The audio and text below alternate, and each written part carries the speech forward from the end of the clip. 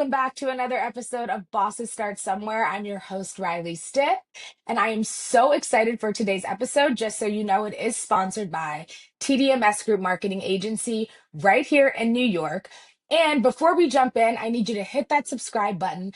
That way you can stay up to date with all things Bosses Start Somewhere. So now let's jump into it because I'm so excited. My dear friend is here. I've been wanting to get her on the show. She's very, very busy. I don't know if you know her, and if you don't, get with it because she is a legend. She is a glam guru. She is the makeup artist icon behind some of the biggest stars like Serena Williams, Angel Reese, Nene Leakes, Nicki Minaj. I mean, the list goes on. So I want to give a warm welcome to my dear friend, Makeup by Latisha, aka Tish. Welcome. All right. Thank you so much for having me. I'm so excited. Oh my God, I'm so excited because it's funny, you guys. First, we need to talk about the name, which we briefly talked about because I've known Tish for some years now. And funny enough, I sent her a voice note before the interview and I was like, I realize I don't know how to pronounce your name. Is it Letitia? Is it Letitia? So, Tish, please fill us in on the name. So it's funny that you asked because I've learned to introduce myself to people as Tish. Because when I say Letitia, they end up saying Letitia, which I never understand. I don't understand it. And so I just say Tish. So I'm like, if they need to say Letitia, they would know the pronunciation already is ish. So they would say Absolutely. Letitia. Because I would literally say Letitia and they go, okay, Letitia. And I'm like, no, it's Tish. Never mind. Just say Tish. Tish. You know what's so funny? It actually that worked for me because I was like, Tish, it's got to be Letitia. And mind you guys, I know her so well. So being that we've been friends for a minute, you'd think I'd know her full name. But I'm like, I always call her Tish. I'm like, what up, Tish? What up, girl? So it's like, That's so funny. When I'm in like comfortable settings, I say Tish. If I'm in a professional setting, I'll say Letitia, but they still end up saying Letitia. oh So my it is gosh. Letitia. You know what? If it makes you feel any better, not that you're that bothered, but they call me Relly, Relly, Rally. So I'm like, my name is Riley. It's Riley. And then It's the a worst is, struggle. girl, as a DJ, they call me DJ Ray because it's REI. And I'm like, it's short for Rye. I mean, it's Right. short for Oh Riley, which is me. So man. Okay, the so you name's understand. I You understand. understand. I understand. I'm so happy to have you on the show. I mean, you truly are the makeup artist behind some of the biggest icons, and you're so humble because honestly, we met, for those of you who don't know, we met in the gym. We were gym partners, and Tish just always inspired me. She was like, "Girl, you can do it." I would be like, "I can't lift this weight." You're She's like, like, "Girl, how you many got reps? it." How many reps? I'm like, come on, Rod. 5 more. Yes, yes. And then casually, we kind of talked about what we did, but kept it casual. And she's like, yeah, I'm a makeup artist. I'm like, oh, that's what's up. My cousin's a makeup artist. And she's like, yeah. And then we just moved on to like girl talk. Funny enough, Right. she's not just a makeup artist, she is a celebrity makeup artist. And like I mentioned, the artist to the icon. So I want to get I want to get an insight on your story. So take us back to the beginning, before the celebrity clients, before the glam rooms, the green rooms. Who was Letitia before the artistry, and what moment made you say, "This is what I meant to do"? So Letitia before everything has always been an artist. I always Okay. love to draw. People always love my handwriting. Birthday cards. People will say, "Oh, I saved the card so you could fill it out." So because your handwriting is so nice. So Wow. or whatever it was, my friends, my mom, they would always ask me, "Can you do my manicure? Can you do a pedicure?" So I was always good at things with my hands, always. But I wanted to be a dancer. And Mm, I grew up dancing and I trained in ballet, I trained in modern dancing. So I always thought I was going to be a dancer. wow. So Didn't teen even know that. years, yeah, Wow. teen years. Remember, we kind of spoke about it a little bit, the times that we like did dances at the Did gym class. maybe that's where it was. Yes, yes, yes. Yes, Okay, okay, okay. yes, yes. So, as we got older, my friends they trust me with anything. They be like, "Oh, can you do my hair?" So I would always do anything that they ask. And eventually, as we got older, we go into the clubs and they like put a little makeup on me. I'm like, okay, I don't know what I'm doing. We probably just had like eyeshadow palettes. It wasn't like full beats or anything. And that's all the makeup that I would do. But later on in my later teen years, I realized I was like, you know what, my brows are super thin. I gotta go to Mac and learn how to fill in some brows because this is ridiculous. So I would go to Mac and I would just get my little brow pencil and my concealer to shape the brows up. And, of course, they would try to sell you everything. I'm like, nope, I don't wear foundation. Nope, I don't wear lipstick. Nope, I don't need that. Nope, I don't need this. Yeah. And for years, that's all I would buy. And then I think I was going to an event and I went to a Mac counter and got my makeup done and it looked really nice. And I was like, okay, you know Mm, what? I'll buy all the products. mm, So then I started playing in the foundations and everything else. And now my friends are like, okay, well, could you put a little foundation on me? Could you do this for me? So I'm like, okay. Fast forward into my 20s. I was doing makeup for my friend who was going to a black tie event. Her aunt was there. And she said, do you do weddings? And I was like, ooh, no, I don't do weddings. And she was like, well, I know someone who's getting married and I think she would love your work. And I'm like, my work? Like, that just sounds crazy to me because wow. I'm just doing it for fun for my friends. I didn't even think I was good at it, but, they were satisfied with it. So, it was Yeah. okay with me. And I was like, there's no way I'm going to do a bride's makeup on her wedding day. I'm not ruining the bride's face. I'm not doing it. And my friend said, you're better than you think you are. You should do the wedding. And her aunt said, I'm going to put you in contact with her anyway. And she put me in contact with her. It was a wedding of 10 girls, including the bride. So prior to that, I was working in banking for about 5 years. And Mm, I was getting to the point of being miserable at the job. yeah. And so that wedding, she booked me. That was November of 2011. I lost my banking job October of 2011. So that wedding was the month after. And from that wedding, I've been doing makeup ever since. I mean, talk about a boss starting somewhere. That's crazy. So it really all started with filling in the brows at Mac. Yes, Okay, well, that's shout out to Mac. Clock it. it. Wait, so do you actually, funny enough, do you use Mac products now when you're doing makeup? I do. I do have a lot of old staples Okay. from MAC that I still use. Like everybody knows Chestnut is a go-to lip liner pencil Yes. always. A Ruby Woo red lip always is fire. Um what is their hot pink, like a lot of their lippies. I would say the brows and the lips is what I stick to with MAC for right now, and their pressed powders. Wow. Wow. I mean, this is crazy. So, okay, so then how did your career shift from everyday clients to celebrities? So once that wedding happened, I didn't know what to think. I'm like, I Mm, lost my good paying job yeah. and this makeup thing is coming about. Like, what is this about? So one of the bridesmaids from that November wedding was getting married February of next year. So she booked me for her Okay. wedding. Then she knew somebody get Interesting. married that summer. They booked me for that wedding. So I was like, all right, God, I prayed. I said, I don't know what this is, but if this is what I'm supposed to be doing, just give me all the signs and I'll follow your lead. And then I started to fall in love with it. I went to cosmetology school and then I Mm, learned you don't need to be licensed for makeup, but it was still overall a good experience because I got licensed and I'm like, well, maybe one day I'll open a salon and I'll be good at all things because in cosmetology is hair, nails, skincare, is all of the things, but yeah. the makeup part of it is not that important. It's really the hair. So I was like, maybe I'll Mm, open a salon one day and at least I'll be knowledgeable in everything if I have hairstylists, if I need to fill in or whatever. So now, once I graduate from cosmetology school, I said, I have to get a makeup job. I cannot go to a regular 9 to 5. And that's what I did. I wow. had a 9 to 5 job, but I was still searching for my makeup job. Eventually, Yeah. I applied for Mac and I started working at a Mac counter. And Crazy. then I also worked at a makeup boutique in Brooklyn called Dollhouse.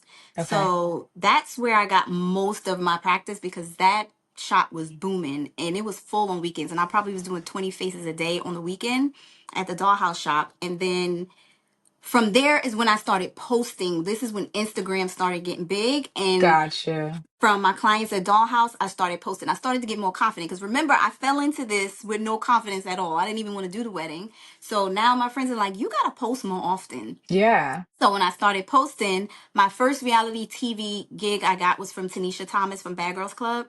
Oh, And she wow. was doing, I think it was Marriage Boot Camp. And she Okay. had a press week in New York. And she DM'd me. She said, hey, I love your makeup. Are you available to do my makeup for the week?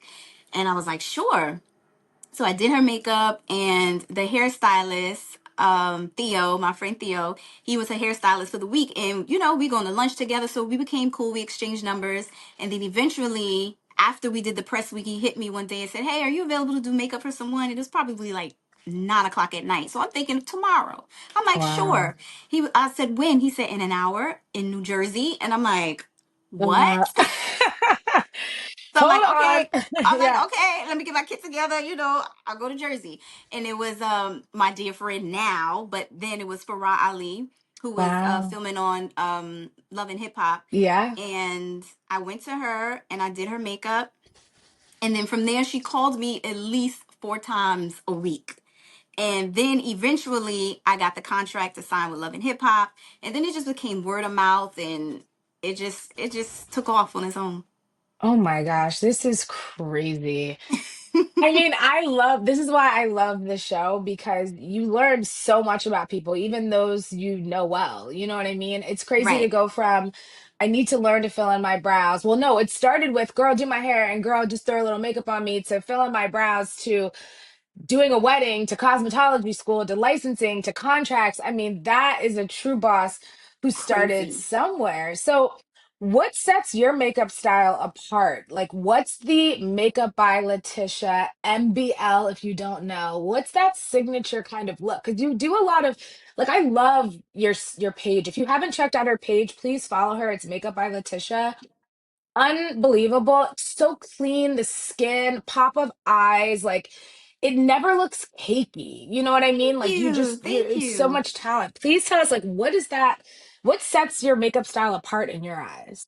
I think growing as a makeup artist, eventually you find your niche. You Mm, get in the world and you see other people's work and you try to copy, and the more you get better at skin and making skin look like skin, you find what your niche is. And I think mine is soft glam but beat.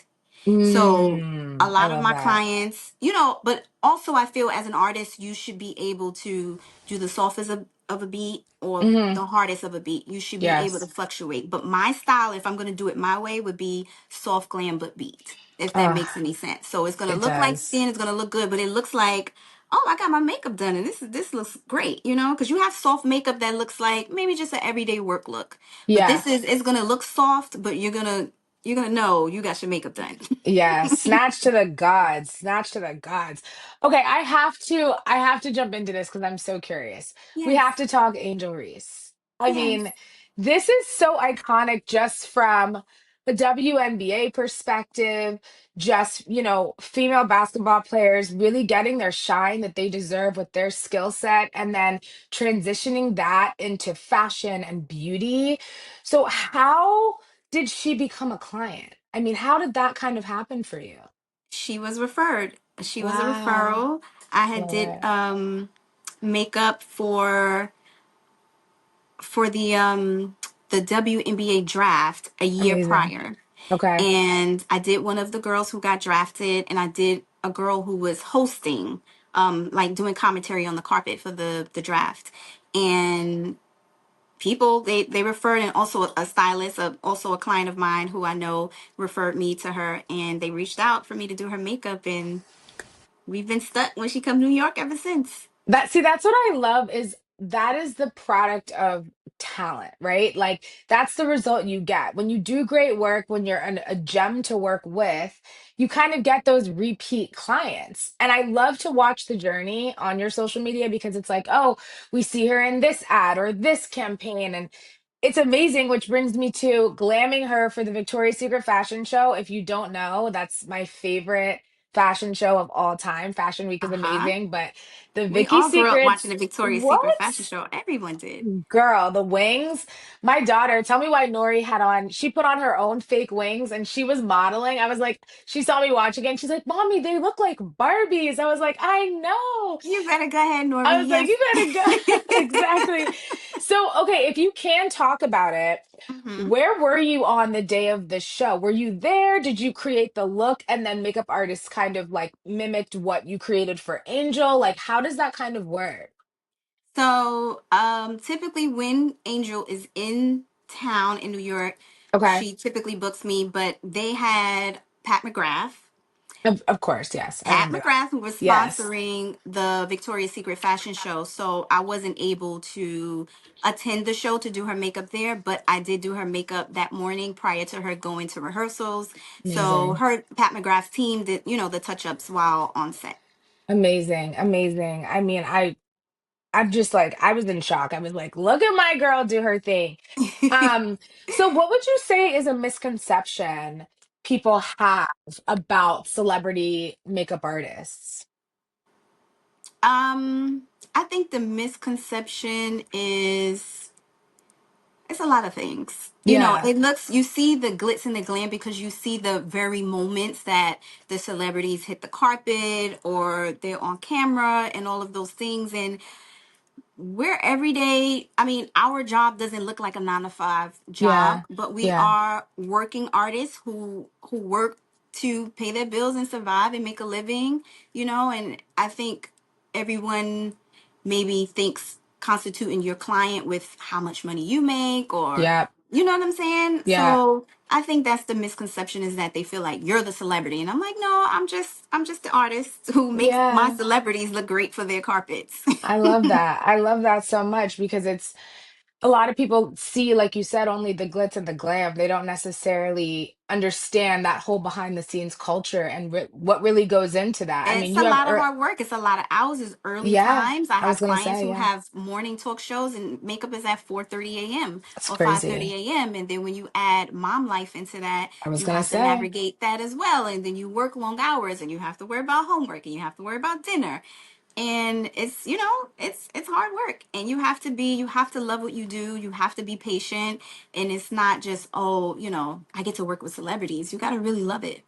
that's what I love so much about your story. For those of you who don't know, she is a mom, and so we talk a lot of mom stuff. We've been Yes. on the nanny search, and we found someone amazing that we share. But Yes. shout out to her, she's the best. Bless your But heart for blessing me with her. yes. Oh my God, we love her. We're gonna keep names private because it's our private life, but you know who Yes. you are and you will be watching. So we love you and thank you. Yes. With the mom life, I mean, I was gonna say early mornings with talk shows, your hours, also last minute calls. Hey, Tish, I need you to do my makeup tomorrow. Are you available? How do you balance the mom life with the celebrity makeup artist life and the wedding life? I don't know how it I just don't happened. know. Through God, you all know, things are you possible. know what? When I first had my son, um it was hard. I didn't know what to do because Yeah. I was filming a lot with Love and Hip Hop, and Mm, those are early hours, and sometimes the schedules are random. And I had a newborn baby, and it's like you feel so attached, and you don't feel comfortable with leaving your newborn baby with people or yeah. nannies or whatever the case may be. Of course, family members, but I would turn down jobs, and they would call me and say, "Hey, can you film? Can you do makeup for filming tomorrow?" And I'd be like, I can't. "I have my son. I can't." Yeah. And my clients will call me and they'd be like, bring him. So Mm. literally, probably from 4 months old, I was taking him with me to clients. Oh So my God. I had the stroller, I was pushing the stroller, and I had my makeup stuff, and I would be going to clients. I'd getting up 5 o'clock in the morning to make sure I packed the bottles and had all his snacks and had everything that I need to change the diapers. And thankfully, he was such a great baby Yeah. that all my clients to this day, they love him. It's 8 years Yeah. later, and they asking me like, "Oh, you're not bringing him?" I'm like, "He has to go to school." Yeah. Like he's older now, y'all. He's got But you school, he's have to got all have the a things. village. I know, being a mom, that it takes a village. It takes a Seriously. village. All hands on deck. My people come through for me. My mom is a great help. She still works, so she's a great help on the weekends. All of my friends, they all pitch in. They all pitch in Yeah. all the time. So if it wasn't for them, I don't know how I would make it happen. And of course, at times when we have our nanny, when she's here and can help out, or you just gotta work it out as it comes. That part, which also brought me to what's the hardest season you pushed through in your journey? Would you say that was one of the hardest seasons to push through? Was that newborn phase? You know what? You look before you become a mom, you kind of look at parents and you go, how do you do that? And then when you're in it, you just do it. Yeah. You just do it. So I don't feel that I felt that it was hard, but you have your tired nights and your Yeah. excuse me, and your tired days, and you just push through. You Yeah. just I push love through. it. I love it. Yeah. I love it. I want to get into your defining milestone moment because, Yeah. in my eyes, you have two. Uh-huh. You also have a podcast that I believe is here or coming soon, which we have to jump Yes. into. But before we jump into that, I want to talk about this EMCA award. Uh-huh. So this was so recently Tish won the EMCA award for special events makeup. Is that correct? Yes, that was the category I was nominated in. Yes. Well, okay. Well, first of all, congratulations. Thank Second of you. all, what did that award teach you about your journey and the level you're operating in now? That award taught me that you just never know where your name is being brought up in rooms, Yes. Yeah. because I was unaware of the award show. This was their second annual award show, so they did one last year, and it's mostly based on weddings. So it's the Mm, photographers, the cake makers, the venues, the hairstylists, and there's makeup artists, and then there's makeup artists who dedicate their most of their clientele to doing weddings. So those were the people who were nominated for these categories. So this year came around, my co-host for our podcast TNT Talks, Tyra, who was nominated for wedding hair, because she has tons and tons of wedding clients all the time, all year long. So she hit me and she said, "Hey, girl, you're in one of the categories." And I was like, "Huh? What?" She was like, "Go on, here's the link, go onto the site," and looked, and I looked, and I was like, "Oh my God." oh my So the gosh. category was, because they have wedding makeup, they had two makeup categories. It was wedding makeup and event makeup. So Okay. I do weddings, but I do a lot of other things. I do red carpets and TV and all of that. So they wanted to incorporate us in that as well, which was, very nice of them to do. Wow. And you just realize you don't know who's bringing your name up, or what rooms your name are being brought up in, and you just never know where to take you. I love it. I love it. Your speech was amazing. I'm so glad you posted. Your dress was flawless. The hair, the makeup, the shoes, the jewelry. I was like, girl, Yes. work. First of all, let me get back Yes. in the gym because the body is bodying. But I want to know, do you feel like you've made it? Or do you Oh. still feel like you have more you want to grow and do? Because life is a journey, but would you say where you are that you've made it? Mm. I don't. I don't. What does that mean? What does that Yeah, mean to say I've yeah, made it? yeah, Of course, I am blown away still to this day as where my makeup career has taken me. yes. Made it? No, I've No, done yeah. remarkable people in the industry, and I'm always blessed to have those kind of clients. But it depends on, what do you define as made it. I think Mm, when I'm really at a point of completely comfortable, and maybe I have my house that I want, or those type of things, yeah, then you can say, like, I've made it. But there's so much more I want to do. you're So still have I growing. made it? Not yet, but Not yet. I'm in a good place. So for those up and coming makeup artists, with all of the things Tish has done, it's so amazing and inspiring to know that you still feel like you have more to do, right? Because Yes. just one of the celebrities you've done, especially like, I don't know, Serena Williams, for instance, that's enough to be like, I've made it. Like I've reached the pinnacle of my success, right? But Right. it's so inspiring to hear that there's still so much more within you that you Mm-hmm. want to do and that you want to grow to do. So I love that because these industries and what we do and how we kind of overcome our obstacles and continue to persevere and keep pushing, it's challenging and it's not easy. So we all want to get to that feeling where, you know what, I'm exactly where I want to be. So I love knowing that you still Mm-hmm. are growing. That's super inspiring. My final question, just as we wrap up, actually, before I ask that question, I want to get into TNT Talks because you have a podcast. So Yes. what is happening with this podcast? Because I'm so excited to hear all the things Glam. I I know, we cannot wait. cannot wait. We I'm cannot so wait to excited. launch it. We're super excited about it. And Tyra and I, we have clients together all the time, and we've always just talking. We'd be like, we'll just have conversations. And we say, you know what? People need to hear these stories. And Yes. we were like, we should do what we call a glam cast. And I was I like, love it. great, like let's do it. So we put it together. We designed, like we drew our logo out and we drew our set design. We did everything. And we filmed quite a few episodes. So we haven't launched yet. We are Okay. searching for a good editor, actually. So I'm gonna call on you for that, right? Oh, I love it. Yes. TDMS Group. Listen, they're sponsoring the whole show, but anything you need, off camera, we'll chat. But yeah, we got you. Yes, and we felt like these conversations are not being had about behind the Yeah. scenes of everything. Like what entails a wedding day of doing glam for a bride all day long, all those things, even the TV sets and all of those things. We want to do product reviews, we want to do makeovers and like Mm, the do's and don'ts for hair and makeup. Everyone always mm, asks, how do you do a perfect eyeliner, wing liner? yes. How do you apply the lashes? My friends to this day, after doing their makeup for so many years, are still asking me how to put on lashes. That's so, me. I so these I are the things we still want to present on our podcast, and yeah, and yes. have fun with it. Lashes are a nightmare for me. I mean, I know I'm ghetto when I put them on. They always come out okay, but I'm like, I know this is not right. You And feel no like one you that I look know, crazy. girl, I'm like, I look crazy. Then I look in the camera, I'm like, okay, it's working. But I do the little pinch and I'm like, well, hope for the best, prepare for the worst. But I'll be calling for that tip. But my Yes. final question is, what's your message to artists who feel overlooked or stuck right now in their career?